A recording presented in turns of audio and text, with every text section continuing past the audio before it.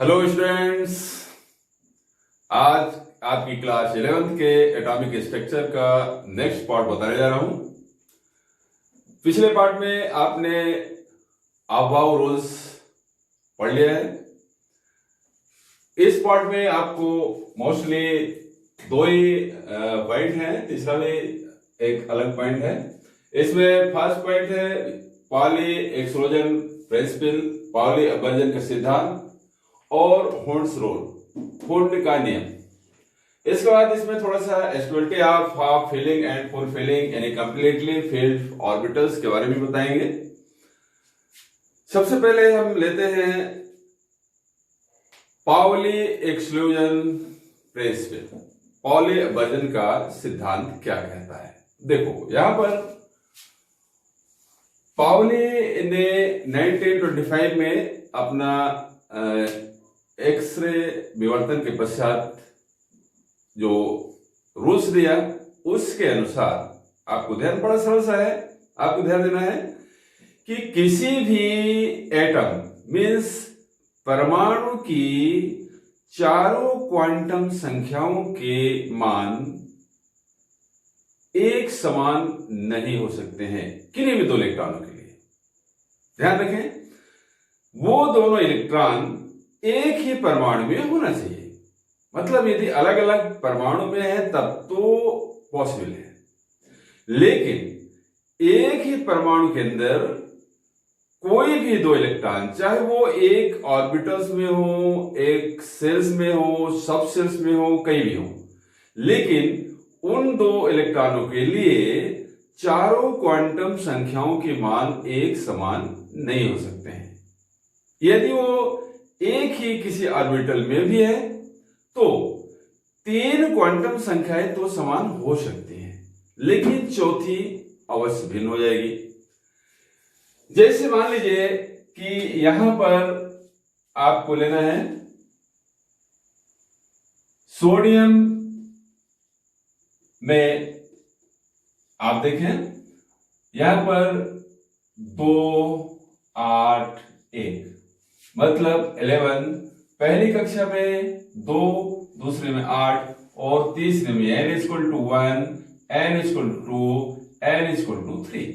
ये आप ध्यान दें, ये पहली कक्षा है। पहली कक्षा में 2 इलेक्ट्रॉन, दूसरी में 8 इलेक्ट्रॉन और तीसरी में 1 इलेक्ट्रॉन। 2 8 1 कुल 11। ये तो इलेक्ट्रॉनिक कॉन्फ़िगरेशन हो गया। अब यहां पर यदि इसको सबशेल्स के रूप में लिखा जाए तो पहली कक्षा में केवल s है, 1s में 2 इलेक्ट्रॉन। यहां पर दूसरी कक्षा में s और p होंगे, तो s में 2, p में 6, ये दूसरी है यानी 2s2 और 2p6। यहां पर आप तीसरी कक्षा में देखें तो तीसरी में यद्यपि s, p और d है, लेकिन केवल इलेक्ट्रॉन भरने के नियम के अनुसार यहां पर हम केवल उस ऑर्बिटल्स को या उस सबसेल को शो करते हैं जिसमें इलेक्ट्रॉन अवेलेबल होता है, उपस्थित होता है, और शेष कक्षाओं को हम उसको शो नहीं करते हैं। तो यहां पर एक इलेक्ट्रॉन है, मतलब केवल s में जाएगा और ये 3s में 1। इस तरह से यहां पर p को अभी आप नेगलेक्ट किया। हालांकि इलेक्ट्रॉन हमने शुरू में बताया था कि कक्षाएं तो पूरी की पूरी होती हैं, लेकिन जहां तक इलेक्ट्रॉन का वितरण होता है वहां तक हम उनको शो करते हैं। अब इसमें देखें, यहां पर जैसे मान लो कि ये फर्स्ट पहली कक्षा में s ऑर्बिटल में 2 इलेक्ट्रॉन है। अब यहां पर इसको यदि यहां बनाए, इसको देखें, ये पहला इलेक्ट्रॉन है, ये दूसरा इलेक्ट्रॉन है, ये 1s में 2 इलेक्ट्रॉन हो गए। अब इनमें पहले इलेक्ट्रॉन की हम चारों क्वांटम संख्याएं के मान ध्यान दें तो यहां पर पहले के लिए यहां पर मुख्य क्वांटम संख्या मतलब n, द्विगंशी l, मैग्नेटिक m और स्पिन s, ये 4 क्वांटम संख्याएं हैं आपके पास। अब इसमें फर्स्ट इलेक्ट्रॉन के लिए, हम पहले ये इस इलेक्ट्रॉन के लिए ले रहे हैं, इलेक्ट्रॉन फर्स्ट। इसमें n का मान n इक्वल टू 1 हो गया, ये 1 हो गया। अब यहां पर L का मान हमने बताया था आपको पिछले वीडियो में कि L का मान S के लिए 0 होता है। एक बार यहां पर हम फिर से लिख देते हैं, L के मान S के लिए 0, P के लिए 1, D के लिए 2 और F के लिए 3 होता है। ये L के मान है, value of L quantum number. तो यहां पर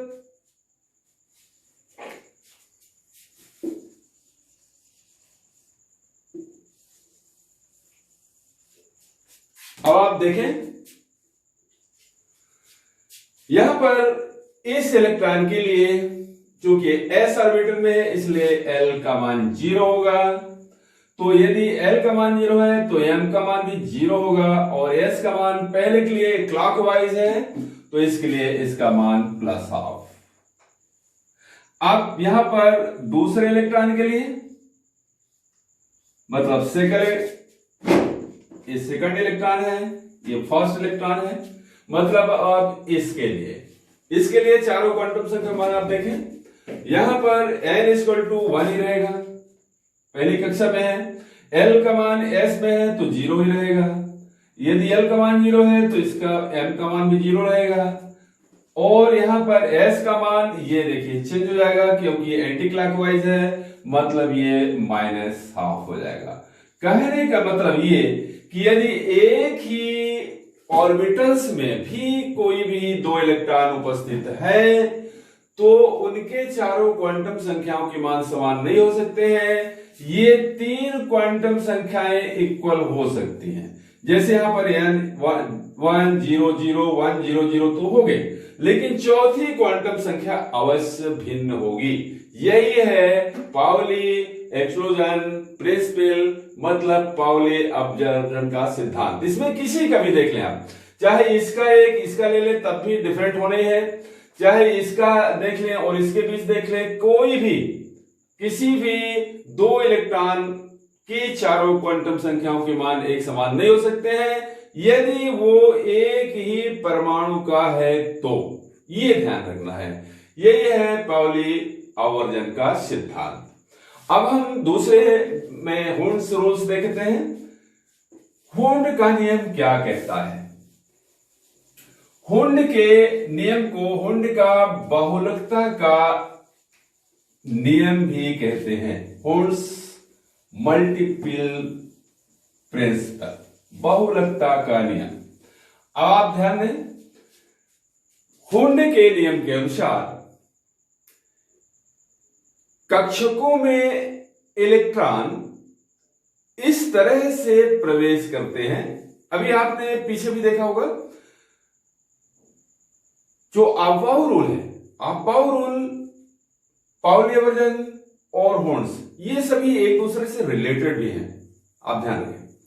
पाउली में क्रमिक रचना का नियम जो है, मतलब इलेक्ट्रॉन क्रमशः एक एक करके लोएस्ट यानी मिनिमम एनर्जिक लेवल से हाईएस्ट लेवल तक क्रमशः जाते हैं।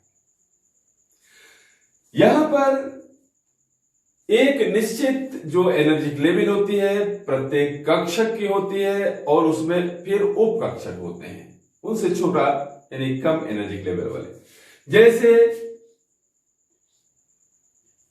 ये S n इक्वल टू 1 है। इसके बाद यहां पर ये ऊर्जा गैप होगा, यहां पर एनर्जी गैप जिसमें इलेक्ट्रॉन आगे बढ़ेगा। इसके बाद यहां पर ये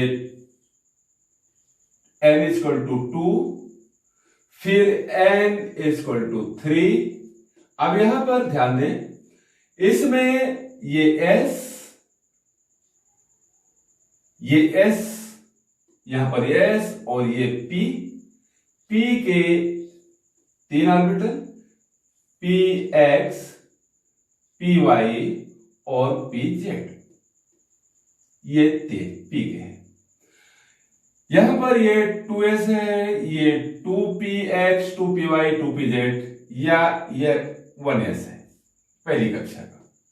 आप ध्यान दें, यहां पर डिफरेंट एनर्जी लेवल का मतलब होता है कम से कम एक hv यानी डेल E का अंतर, डेल इक्वल 1 hv, एक hv के बराबर डिफरेंट होना चाहिए ऊर्जा से ऊर्जा के बीच के अंतर का, तो वो डिफरेंट अलग एनर्जी लेवल कहलाएगा।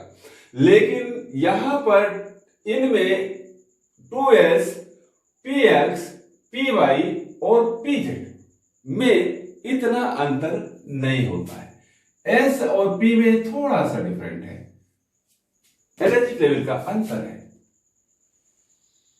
बहुत थोड़ा सा, ऐसा मानो। इसके बाद इनमें तीनों में बहुत बारीक अंतर है, मतलब लगभग एक लेवल के माने जाते हैं। इसी तरह से यहां पर भी फिर से एक डेल ई का अंतर हो जाएगा, मतलब एक एचबी का अंतर हो जाएगा, इसको वो जगह मानते हैं। यहां पर भी 3s और 3p और इसके बाद 3d जो आगे जाएगा, इनके लेवलों में इनमें बहुत मामूली अंतर है, लेकिन इस केस में थोड़ा सा अंतर है। कहने का मतलब एक निश्चित लेवल वाले जो ऊर्जा कक्षक हैं, ऑर्बिटल्स हैं, उनमें इलेक्ट्रॉन पहले एक एक करके प्रवेश करता है। जब उस लेवल के समस्त ऑर्बिटल्स हाफ फिलिंग स्टेज में आ जाते हैं, मतलब अर्धपूरित अवस्था में आ जाते हैं, यानी एक एक इलेक्ट्रॉन वितरित हो जाता है, तभी उनमें पेयरिंग होगी, मतलब जोड़े बनते हैं। यही हुंड का नियम है। मतलब हुंड के नियम के अनुसार यदि हम दूसरे शब्दों में बोले, ऐसा भी कह सकते हैं कि यदि इलेक्ट्रॉनों को पेयरिंग करना है तो उसमें सबसे पहले लगभग समान ऊर्जा अवस्था वाले ऑर्बिटलों में एक एक इलेक्ट्रॉन वितरित होंगे।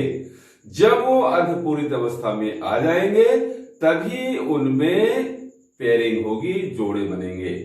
मतलब इसको एक तरह से और कह सकते हो कि किसी भी ऑर्बिटल में इलेक्ट्रॉन का जोड़ा तब तक नहीं बन सकता है जब तक उसमें समस्त लगभग समान ऊर्जा स्तर वाले ऑर्बिटलों में हाफ फिलिंग स्टेज नहीं हो जाती। अब यहां पर देख ले, सबसे पहले 1s में जाएगा। अब यहां पर ये एक इलेक्ट्रॉन, अब इसके आगे नहीं जाएगा क्योंकि ऊर्जा गैप है, मतलब इसमें एक इलेक्ट्रॉन चला गया, अब इसका पेयरिंग हो जाएगी। अब यहां पर इसी तरह से 2s में एक इलेक्ट्रॉन जाएगा पहले, फिर दूसरा जाएगा, पेयरिंग करेगा। अब यहां पर एक इलेक्ट्रॉन गया, चूंकि इसके ऊर्जा एनर्जी लेवल लगभग इक्वल है, लगभग इक्वल है, टोटल इक्वल तो नहीं कह सकते, लगभग इक्वल है px py pz की, इसलिए अब यहां पर पेयरिंग तब तक नहीं होगी जब तक कि p के समस्त खंडों में, ऑर्बिटल्स में एक एक इलेक्ट्रॉन नहीं वितरित होगा। जब ये हाफ फिलिंग स्टेज में आ गया तभी इसमें अब पेयरिंग बनेगी। मतलब यहां पर अब ये चौथा, ये पांचवा, ये छठवां। इसीलिए जब इलेक्ट्रॉनों को काउंटिंग की जाती है तो जनरली आप लोग 1 2 3 4 5 6 ऐसे कर लेते हैं, ऐसे नहीं करना है। जिस तरह से वो वितरित होते हैं उसी हिसाब से उनकी नंबरिंग होती है और काउंटिंग भी होती है। तो मतलब ये जैसे 1 2, ये 3 4 5 6 7 8, अपने को ढूंढना होता है कि जैसे मान लीजिए कि इसमें कोई भी है, इसमें जैसे मान लीजिए सोडियम ही है, मान लो यहां पर एक चला गया, सोडियम का 8वां इलेक्ट्रॉन कौन सा है? अब आप सोचेंगे 1 2 3 4 5 6 7 8, ये हो गया 8वां। बट अब यहां पर यदि हुंड से रूल से आप देखें, बड़ी सरलता से आप देख लेंगे तो ये 1, ये 2, दूसरा गया था, तीसरा और ये चौथा गया, 5वां, 6वां, 7वां और 8वां ये होगा। ये 8वां है, रियल 8वां ये है, ना कि ये। तो हुंड लॉ से, हुंड के रूल से आप बड़ी आसानी से कोई भी इलेक्ट्रॉन कौन सा है, किस नंबर का है, बड़ी आसानी से आप खोज सकते हैं।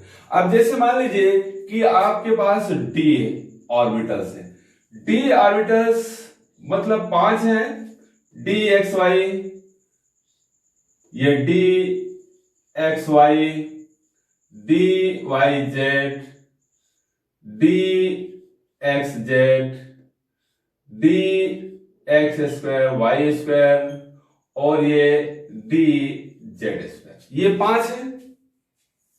इनकी एनर्जी क्लैबिंग लगभग बराबर है। मतलब इसमें इलेक्ट्रॉन, यदि 10 इलेक्ट्रॉन भरने इसमें मैक्सिमम 10 इलेक्ट्रॉन आ सकते हैं, तो इसमें आप सोचे कि इस 1 2 3 4 5 6 ऐसे भरना है, ऐसे नहीं होगा। ये हुंड के रूल से ही भरेंगे।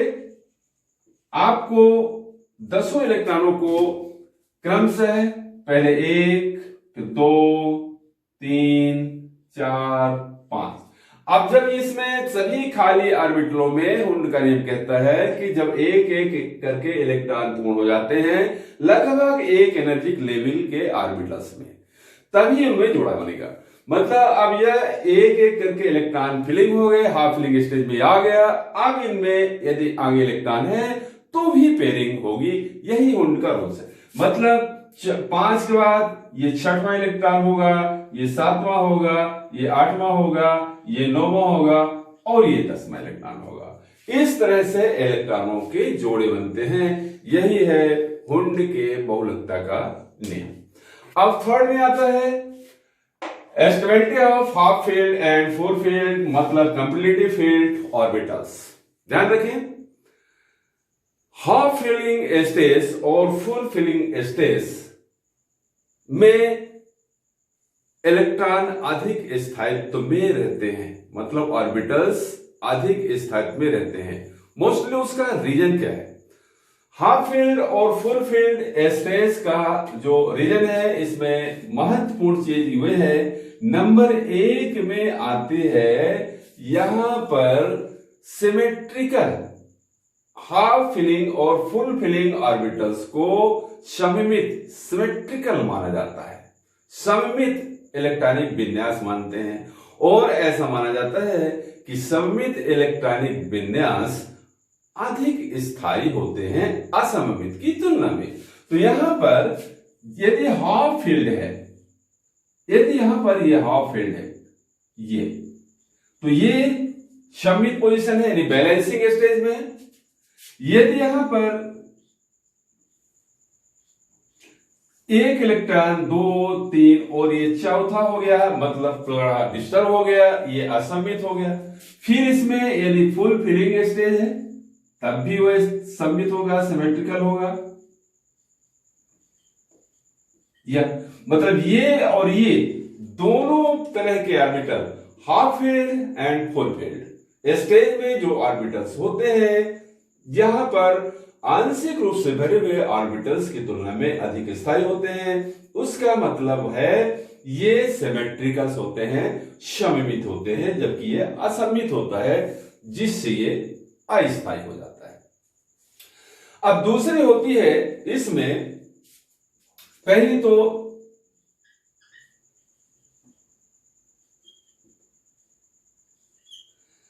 Symmetrical stage.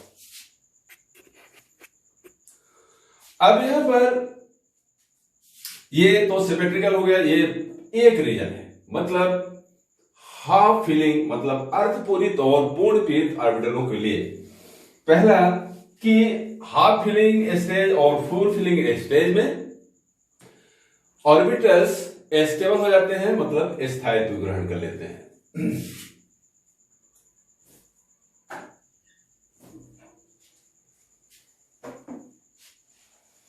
दूसरा, सेकंड नंबर में आता है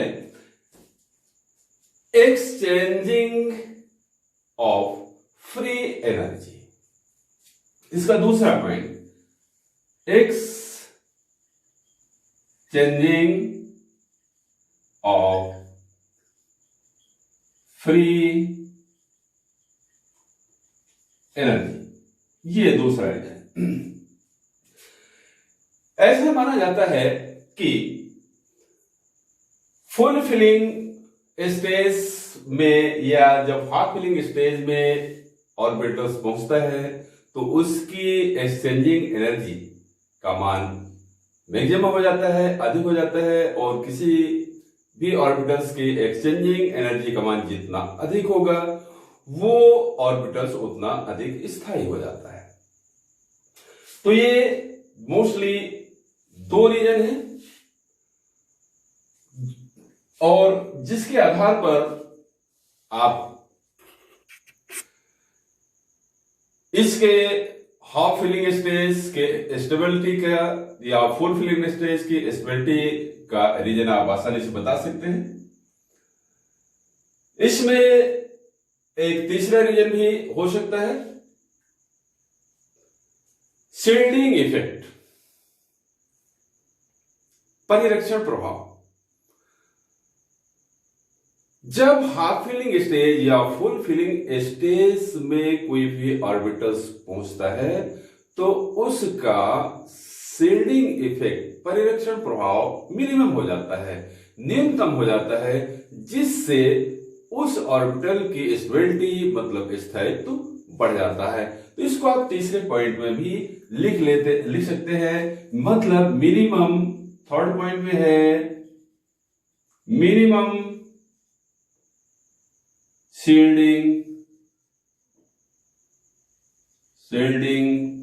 इफेक्ट। बस ये 3 पॉइंट हैं जिसके कारण अर्धपूरित और पूर्ण पूरित कक्षक आंशिक रूप से भरे हुए कक्षकों की तुलना में अधिक स्थायी हो जाते हैं। यहां पर आपके एटॉमिक स्ट्रक्चर के लगभग सभी रूल्स पूर्ण होते हैं। अब यहां पर आगे के जो चैप्टर पढ़ाने के लिए एक बहुत ही महत्वपूर्ण चीज है जो आप कॉमन रूप से पढ़ सकते हैं। हमने शुरू में बताया था आपको, स्टार्टिंग में जब हमने एटॉमिक स्ट्रक्चर शुरू किया था, कि इलेक्ट्रॉनों के वितरण संबंधी बोर-बरी के नियम, ये बहुत ही महत्वपूर्ण है। उसको बताने के पहले इन नियमों को बताना जरूरी था, इसलिए हमने पहले नहीं बताया था, शायद कम समझ में आता है। आप ये चीज ध्यान दें या जान लें कि जो बोर-बरी का नियम है, यदि बोर-बरी का नियम आपसे आ गया, क्योंकि उसमें सभी ये जितने भी रूल्स हैं, मतलब किसी भी परमाणु में इलेक्ट्रॉनों की जो कॉन्फ़िगरेशन है, वितरण संबंधी जितने भी रूल्स हैं, सभी उसके अंदर ही इंक्लूड है। और ये रूल्स है क्लास 9th से लेकर 12th के स्टैंडर्ड या जो कंपटीशन लेवल में भी थोड़ा सा ज्यादा मेहनत कर रहे हैं, उसमें कंपटीशन की तैयारी कर रहे हैं, उनके लिए भी ये महत्वपूर्ण है। इसलिए अब हम इस वीडियो के आगे जो नई वीडियो देंगे, अगला नेक्स्ट पार्ट स्टार्ट करने के पहले हम आपको बोर-बरी का रूल्स दे रहे हैं। आज के लिए इतना ही। Thank you.